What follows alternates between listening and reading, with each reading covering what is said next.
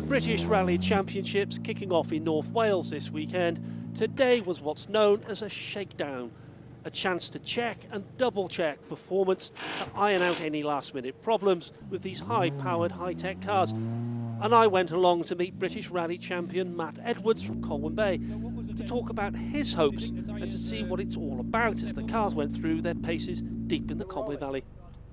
Okay then, Matt, twice British Rally champion. You're the defending champion, defending it in North Wales, so no pressure then? No pressure, no. Also this year, if we manage to win it again this year, we're the first person to ever do that, so that's a bit of an added carrot to dangle in front of us to go for, so it's going to be an exciting year. Tough competition, everybody wants it. Yeah, a bit of a target on our back. Yeah, it's some strong competition. People that are doing World Championship events are coming back to do this, and there's obviously a good appeal to do the British Rally Championship here.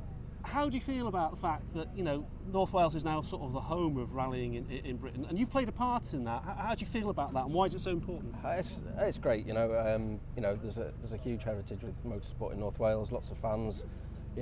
Okay, people say the access roads to the stages aren't the best, but that's I think a small price to pay for the character and nature of the stages that you get here. But it brings world attention, doesn't it, to the landscape and Llandudno, particularly Colwyn Bay. So it brings money to the area. Yeah, great. And like the aerial shots we've seen of the Orme and Colwyn Bay over the last few years, a great advantage to the town.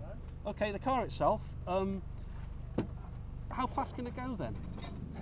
Plenty fast enough on gravel. We don't have a speedo. No, you just have a red light. Just have a red light in fifth gear, and that's your lot. So that's probably about 118 miles an hour. 118. So plenty between the trees. Okay. All right then. Okay. What we're going to do now? We're going to go for a bit of a tour of the course, just to see what conditions are like. We're not in a rush. You might not be. As if. And because it is a test run, and they need to find any faults, it's done, as I discovered, at full throttle. Here we go! Wish me luck! There is no way to describe just how it feels to be rushing at high speed in a hugely powerful car along these forestry tracks. I just did a test run, but the battering your body gets from the braking and acceleration is considerable. So the physical and mental endurance of the drivers and co-drivers is something to be treated with respect. I must say, I was quite relieved when we got back. I have turned to jelly, definitely turned to jelly. I have done a practice stage of the British Rally Champion. Oh, it is as terrifying as it is absolutely exhilarating. I think I have left some of my innards back there. I think my innards actually are still halfway around the course waiting to catch up with me. And what I'm worried about now is actually, apart from getting out, can I actually stand? Just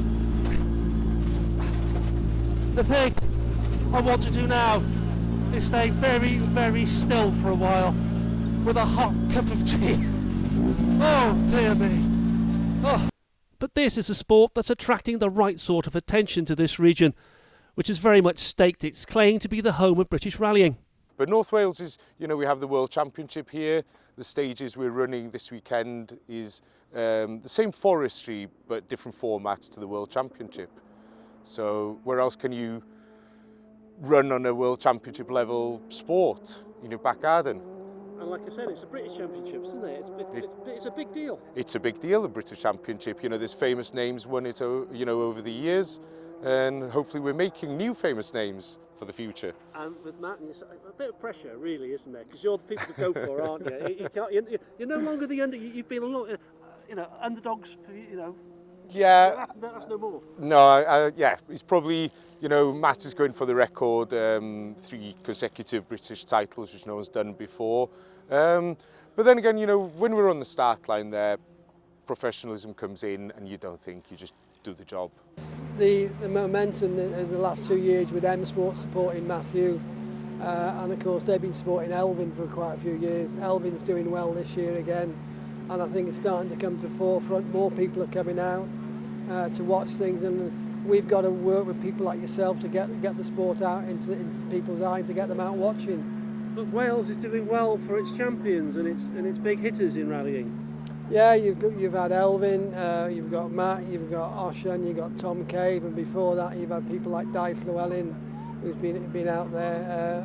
I don't know what it is about Wales, but a lot of events are in Wales, and we've got some good quality drivers and, as you've experienced, co-drivers. I mean, that's a specialist role in itself. When you've had people like Nicky Chris, you've got Darren goes all over the world co-driving, so it's a very specialist sport.